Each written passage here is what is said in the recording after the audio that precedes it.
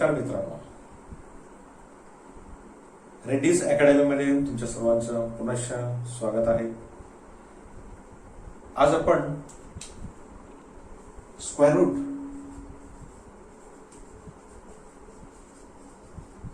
त्याला मराठीमध्ये वर्गमूळ म्हणतात, हा एक लेसन आहे. त्या लेसनकडे आपण जाऊया. हे वर्कशॉप कॅल्क्युलेशन्स मधला हा एक पार्ट आहे. ठीक आहे, जास्त वेळ आपण ह्याच्यात न घालवता डायरेक्ट आपण सब्जेक्टकडे आणि ह्या लेसनकडे आपण जाऊयात. लेसन सुरुवात करण्या अगोदर पुनश्च सांगतो, जर अद्यापपर्यंत जर माझ्या ह्या रेड्डीज अकॅडमी चॅनलला सबस्क्राईब केलं नसाल तर सबस्क्राईब करा, लाईक करा, शेअर करा. ठीक आहे, आणि बेल आयकॉन दाबण्यास विसरू नका. वर्गमूळ काढण्याचे दोन प्रकार आहेत. एक फॅक्टरायझेशन मेथड. फॅक्टरायझेशन त्याला अवयव पद्धत म्हणतात. आणि दुसरं डिव्हिजन मेथड, त्याला भागाकार पद्धत म्हणतात. हे असे दोनच पद्धत आहेत. अवयव पद्धत किंवा फॅक्टरायझेशन मेथड, ह्या मेथडनुसार फक्त काही ठराविक संख्यांचे वर्गमूळ हे आपल्याला काढता येतात. परंतु डिव्हिजन मेथड किंवा भागाकार पद्धत ही जी आहे त्याला युनिव्हर्सल मेथड असं म्हणतात. आणि ह्या युनिव्हर्सल मेथडद्वारे कोणतीही संख्या असेल, कोणतेही नंबर असेल, भले ते पॉइंट मध्ये असेल, एक पेक्षा मोठे असेल किंवा एक पेक्षा लहान असेल, कोणती संख्या असेल तर त्या संख्यांचं वर्गमूळ हे आपल्याला भागाकार पद्धतीने काढता येतं. थोडक्यात युनिव्हर्सल मेथड हे डिव्हिजन मेथड. आणि अवयव पद्धत हे काही लिमिटेड संख्या असतात की ज्यांचे परफेक्ट अवयव पडतात, फॅक्टर्स पडतात, अशा संख्यांचं वर्गमूळ हे फॅक्टरायझेशन मेथड किंवा अवयव पद्धतीने काढता येतात. चेक करूया आपण. सुरुवातीला आपण पाहूया, हे जे चिन्ह आहे ह्याला वर्गमूळ चिन्ह असं म्हणतात. मूळ चिन्ह त्याला रूट साइन किंवा रूट सिम्बॉल असं म्हणतात. इथे जर काही नसेल, इथे काही आहे का? काहीच दिसत नाही. काही जेव्हा काही नसतं तेव्हा तिथे दोन असतं आणि म्हणून त्याला आपण वर्गमूळ असं आपण म्हणतो. वर्गमूळ जर असेल तर तिथे आपण दोन हे लिहित नाही. पण दोनच्या व्यतिरिक्त काही असेल, तीन असेल, फॉर एक्झाम्पल 3 असेल तर त्याला घनमूळ म्हणतो आपण, क्यूब रूट म्हणतो. ठीक आहे, आज आपण फक्त स्क्वेअर रूट ह्याच्याकडे पाहणार आहोत. आजच्या ह्या पार्ट फर्स्ट मध्ये अवयव पद्धत ही एकच पद्धत पाहणार आणि पुढच्या पार्ट मध्ये डिव्हिजन मेथड किंवा भागाकार पद्धत, त्या पद्धतीने वर्गमूळ कसे काढतात हे आपण पुढच्या पार्ट मध्ये पाहूया. ठीक आहे, आता मी तुम्हाला एक साधा प्रश्न विचारतो. आपण लहानपणापासून आपल्याला आपल्या शिक्षकांनी, प्राथमिक शाळेत असतानाच आपल्या गणिताच्या शिक्षकांनी, गुरुजींनी आपल्याकडून हे पाठ करून घेतलेले आहेत. काही संख्यांचं वर्ग, काही संख्यांचे वर्गमूळ, काही संख्यांचे घनमूळ, काही संख्यांचे घन, हे सर्व अगदी बाय हार्ट पाठ करून घेतलेले, अगदी वारंवार ते बोलून. वर्गमूळ 16, ह्याचं उत्तर किती आहे? 4. बरोबर आहे. आता हे 4 कसं आलं ते आपण पाहूया. वर्गमूळ 64, ह्याचं उत्तर 8 आहे, हे आपल्याला माहिती आहे. ते कसं आलं ते आपण पाहूया ह्या फॅक्टरायझेशन मेथडने. ठीक आहे, लगेच पाहूया आपण. 16, मी इथं 16 लिहिलं. आता ह्या 16 ह्या संख्येचे अवयव पाडायचे आहेत, फॅक्टर्स पाडायचे. आता मला सांगा, फॅक्टर्स पाडताना काही नंबर सिस्टम्स आपल्याला माहिती आहेत. ओके, होल नंबर्स, इंटिगर्स, ओके, त्यानंतर नॅचरल नंबर्स, हे सर्व आपल्याला माहिती आहेत. आणि त्याच्यासोबतच प्राईम नंबर्स हे देखील आपण ऐकलं. प्राईम नंबर्स म्हणजे काय? मूळ संख्या. आता ह्या मूळ संख्या कशा ओळखायचे? की the numbers which are divisible by the same numbers. अशा काही संख्या असतात की त्या संख्यांना दुसऱ्या कोणत्याच संख्येने भाग जात नाही, त्याच संख्येने भाग जातात. तसं संख्या कोणत्या आहेत? तुम्हाला जर मी लाईन सांगितलं की 1 ते 100 पर्यंतची मूळ संख्या लिहा, तर तुम्ही काय लिहिणार? 1, 2, 3, 5, 7, 11, 13, त्यानंतर 17, 19. ओके, हे असे ना संख्या आहेत. ह्या संख्येनं मूळ संख्या आपण म्हणतो, प्राईम नंबर्स. त्या संख्येनं कोणत्याच संख्येने दुसऱ्या कोणत्या संख्येने भाग जात नाही, त्याच संख्येने भाग जातात. अशा संख्येनेच फॅक्टर्स पाडायचे, त्याचे अवयव पाडायचे. आणि हे अवयव पाडत असताना आपल्याला वर्गमूळ काढायचे. 2 समान अवयवांपैकी एक अवयव घ्यायचा. 2 समान अवयव. जर 2 ने भाग घालवला, 2चा फॅक्टर्स म्हणजे 2 ने भाग घालवला, तर पुढे देखील त्याचा अवयव हे जे आहे ते 2 नेच असलं पाहिजे, दुसरी संख्या नकोय. कारण इथे 2 समान अवयव आपल्याला मिळवायचे आहेत. कसे पहा, चेक करा. 2 ने मी भाग घालवतो. 2 8 16. ओके, 2 चौक 8, पुन्हा 2, 2 दुणे 4 आणि 2 1 2. शेवटी 1 आलं, स्टॉप करा.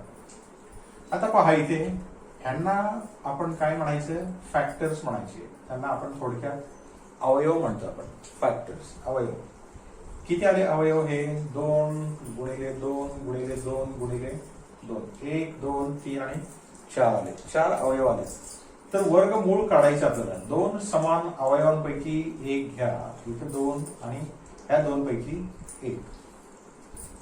उत्तर आलं हे 4. हे 4 असं आलं. हे तुम्ही सर्व शिकलेलं आहात, नवीन असं काहीही नाही.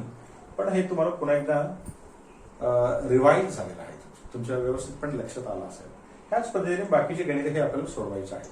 ठीक आहे, आता काही गणित आपण पटकन सोडवूया की जी गणित आपल्या ह्या आयटीच्या AITT म्हणजे ऑल इंडिया ट्रेड टेस्ट ह्याच्यामध्ये वारंवार हे विचारलेलं आहे. आता माझं सर्व्हिस हे जवळपास 1996 पासून ते आतापर्यंत म्हणजे जवळपास 23-24 वर्ष सर्व्हिस झालेलं आहे. आणि ह्या 23 ते 24 वर्ष सर्व्हिस मध्ये काही संख्या आहेत की त्या संख्यांचं वर्गमूळ हे वारंवार विचारण्यात आलेलं आहे. त्या गोष्टी आपण पाहूया. ठीक आहे, 16चं वर्गमूळ हे 4 आलं, लक्षात आलं. आता 64चं पण पाहूयात आपण. 64 ह्या संख्येचं आपण वर्गमूळ पाहूया. 64 ह्याच पद्धतीने. आता पहा मित्रांनो, 64 ह्या संख्येचं वर्गमूळ हे आपण काढूया. आता पहा इकडे युनिट प्लेसला 4 आहे. मला सांगा 0 2 4 6 8 युनिट प्लेसला म्हणजे एकक स्थानी जर 0 2 4 6 8 ह्यापैकी काही जर असेल तर त्याला 2 ने भाग घालवा. 0 3 5 7 आणि 9 असेल तर त्याला 3 ने भाग घालवा. 0 आणि 5 असेल तर त्याला 5 ने भाग घालवा. साध्या गोष्टी आहेत, हे आपण शिकलेलो आहोत. आपण 7वी ते 10वी ह्या दरम्यान आपण शिकलेलो आहोत ह्या सर्व गोष्टी. ठीक आहे, आता 64 आहे. इथे युनिट प्लेसला 4 आहे म्हणताना 2 ने छोट्या आणि साध्या संख्या घ्या. 2 ने 2 त्रिक 6, 2 दुणे 4, पुन्हा 2 ने 2 1 2 आणि 2 सक 12, पुन्हा 2 चल्स 2 8 16, पुन्हा 2 चल्स 2 चौक 8, पुन्हा 2 चल्स 2 दुणे 4, पुन्हा 2 चल्स आणि 2 1 2. शेवटी 1 आलं, स्टॉप करा. इथे जर 2 घेतला असेल तर इथे 3 घेऊ नका. इथे जर 3 घेतला असेल तर इथे 2 घेऊ नका. 3 घेतला असेल 3च घ्या, 2 घेतला असेल 2च घ्या. कारण आपल्याला 2 समान अवयव लागोपाठ आपल्याला मिळवायचे असतात. आता पहा 2 किती वेळा आलंय? 1 2 3 4 5 आणि 6. 1 2 3 4 5 आणि 6. 6 2 2 आहेत. आपल्याला वर्गमूळ काढायचंय. इथे काहीच नाही म्हणतात 2 असतं, हे तुम्हाला सांगितलं आहे. दोन समान अवयव घ्या, दोन दोन, ह्यापैकी एक, ह्यापैकी एक, ह्यापैकी एक, गुणाकार करा, 2 दुणे 4, 4 दुणे 8. आलं उत्तर 64 वर्गमूळ हे 8. ह्या पद्धतीने गणित ही आपल्याला सोडवायची आहेत. हे सर्व परीक्षेला विचारलेलं आहेत मित्रांनो. ठीक आहे. आता पुढे अजून काही गणित घेऊया. आता हे काढतो मी आता डायरेक्ट आपण गणित घेऊया जे परीक्षेला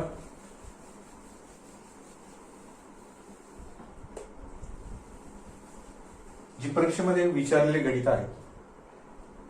सेम नंबरचे बऱ्याच वेळा रिपीट झालेले आहेत. या आपण 625 या संख्येचं वर्गमूळ काढूया. युनिट प्लेसला 5 आहे म्हणताना 5 नेच भाग घातलं जातं. 5 5 1 5, राहिला 1, 5 दुणे 10, ओके, राहिले 2, 5 5 25, पुन्हा 5 1 5 नेच, 5 दुणे 10, 2 25 झाले, 5 5 25, पुन्हा 5 नेच, 5 5 25 आणि 5 1 5. ठीक आहे. ह्या दोन पैकी ह्या दोन पैकी एक आणि ह्या दोन पैकी एक, 5 गुणिले 5 आले किती? 25. म्हणजेच वर्गमूळ 625चं उत्तर हे 25 आलं. अतिशय साध्या पद्धतीने मी मांडून दिलं आहे. ठीक आहे. पुढचं गणित पाहूया. पुढे आपण जे परीक्षेला पडलेल्या अशा संख्या आहेत त्या संख्या घेऊया. 324 इथे लिहितो मी. वर्गमूळ 324 इथे लिहिलं. 2 ने भाग घालून, 2 1 2, 1 उरला, 2 1 12 आणि 2 दुणे 4, पुन्हा 2 ने, 2 8 16, 2 1 2, 3 ने, 3 करा, 3 दुणे 6, राहिले किती? 2, 3 7 21, पुन्हा 3 ने, 3 9 27, 3 त्रिक 9 आणि 3 1 3. ह्या पद्धतीने पहा इकडे, हे 2 आले, हे 2 आले, हे 2 आले, हे 2 3 आणि 3 त्यांचं गुणाकार. 3 त्रिक 9, 9 दुणे 18, 324 याचं वर्गमूळ 18. अतिशय साध्या पद्धतीने याची उत्तरही असतात. परंतु बऱ्याच वेळा आपल्याला कन्फ्युजन होतं, म्हणजे गोंधळ आपला उडतो. गोंधळ होऊ देऊ नका. अगदी शांत पद्धतीने डोकं ठिकाणावर ठेवून जर आपण सोडवलीत तर उत्तर हे पटकन आपल्याला सापडतात. पुढचं गणित पाहूया. 576 वर्गमूळ 576. 576 6 आहे युनिट प्लेसला. 2चाच मी उपयोग करतो, कारण 2चं काय, 2 3 4 5 ह्या संख्या का मी इन्सिस्ट करतो तुम्हाला की त्या संख्येने जर तुम्ही भाग घालवला तर ते पाढे आपल्याला तोंडपाठ आहे, त्यामध्ये काही चुका आपल्याला होत नाही. म्हणून त्या संख्याचं घ्या. 2 दुणे 4, राहिला 1, 2 8 16 आणि 1, 2 8 16, ओके, पुन्हा 2चाच, 2 1 2, 2 चौक 8, 2 चौक 8, पुन्हा 2चा, 2 7 14 आणि 2 दुणे 4, पुन्हा 2चाच, 2 त्रिक 6 आणि 2 7 12, पुन्हा 2चाच, 2 1 2, 2 8 16, ओके, 2चाच, 2 9 18, 3 त्रिक 9 आणि 3 1 3, 3 1 3. पहा इकडे, हे 2 अवयव आहेत, हे 2 समान आहेत, हे 2 समान आहेत, हे 3 समान आहेत. 2 ह्यापैकी 1, ह्यापैकी 1, ह्यापैकी 1. 3 दुणे 6, दुणे 12, दुणे 24. उत्तर आलं 24. किती साधा आणि सोपा आहे पहा मित्रांनो. ह्या पद्धतीने गणित ही सोडवायची असतात. काही गोंधळून जायचं नाही. पुढचं गणित पाहूया. 784 784 784 ह्याचे पहा, युनिट प्लेसला 4 आहे 2 ने, बे त्रिक 6, 1 उरला, बे 9 18 आणि बे 2 4, 2 चच, बे 1 बे 9 18 आणि बे 1 12, पुन्हा 2 चच, बे 9 18 1, बे 8 16, पुन्हा 2 चच, बे 4 8 आणि बे 9 18. आता 49 आहे. 49 हे कोणत्या पाड्यात आहे हे आपल्याला माहिती आहे, 7च्या पाड्यात आहे. 7 7 49 आणि 7 1 7. पहा इकडे हे 2 अवयव आहे, हे 2 आहे, हे 2 आहे. 7 2 आणि 2, 7 2 14, 14 2 28, उत्तर आलं 28. लक्षात आलं. पुढे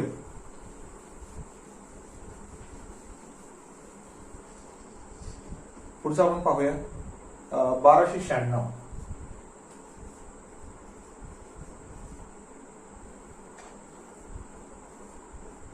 1296, 2 चच, 2 चच उपयोग करा. बे 1 12, बे 4 8 आणि बे 8 16, 2, बे 3 6, बे 2 4, बे 4 8. आता 324 आताच आपण सोडवलं याच्या अगोदर. 324 वर्गमूळ हे 18 आहे. तरी पुन्हा एकदा चेक करा. 2 चच, बे 1 बे 1 राहिला, बे 1 12 आणि बे 2 4, पुन्हा 2, बे 8 16, बे 1 बे 3 चा, 3 2 6, 3 7 21, 3 9 27, 3 त्रिक 9 आणि 3 1 3. ठीक आहे. हे 2 हे 2 हे 2 हे 2, 3 3 2 आणि हे 2. आता इथे समान आहेत म्हणताना ह्यांच्यापैकी एक घ्यायचं नाही, तसं नाही करायचं, एकदाच घ्यायचं. 3 त्रिक 9, 9 2 18, 18 2 36. म्हणून वर्गमूळ 1296 याचं वर्गमूळ आलं आहे 36. आता एक गणित हे आपल्याला थोडं ट्विस्ट म्हणू शकेल आपल्याला. पहा इथे तुम्ही पण सोडू शकता. ठीक आहे. 20 25 म्हणजे 2025.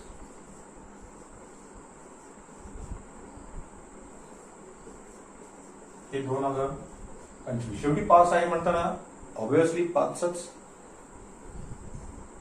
भाग घालवा. 5 चौक 20 आणि 5 5 25. बरोबर आहे का आपण केलेलं ते? 5 चौक 20 घेतलं. पुढे आपल्याला एकच अंक घ्यायचा असतो मित्रांनो, पण इथे आपण 2 अंक घेतलं. चालतंय का ते? नाही चालत. म्हणून इथेच फसगत होते आपल्या सर्व विद्यार्थ्यांचं. म्हणून इथे डायरेक्ट तसं न घेता अगोदर 0 द्या आणि मग 5 5 25 हे करा. हे असं केलं की उत्तर बरोबर येईल. पुन्हा 5 पंचाटे 40 आणि 5 1 5 आलं. 3 3 2 6, 3 7 21, 3 3 9 27, 3 त्रिक 9 आणि 3 1 3. एवढंच ह्यामध्ये ट्विस्ट आलं. हे पहा, हे 3 3 आणि हे 5, 3 त्रिक 9, 9 5 45. लक्षात आलं? हे अतिशय साधारण आणि सोपे हे जे गणित आहेत, बरेचसे गणित हे आपण घेतलेले आहेत. ह्या प्रकारे ज्या संख्यांचे अवयव हे पडतात त्याच संख्यांचे वर्गमूळ हे अवयव पद्धतीने काढता येतात. परंतु काही अशा संख्या आहेत की ज्यांचे अवयव पडतच नाहीत. मग अशा संख्यांचं वर्गमूळ हे कसं काढायचं ते आपण नेक्स्ट पार्ट मध्ये पाहूया. पुनश्च मी सांगतो की अजून जर माझ्या रेड्डीज अकॅडमी ह्या चॅनलला जर सबस्क्राईब केलं नसाल तर कृपा करा, सबस्क्राईब करा, लाईक करा, शेअर करा. तोपर्यंत काळजी घ्या. थँक्यू.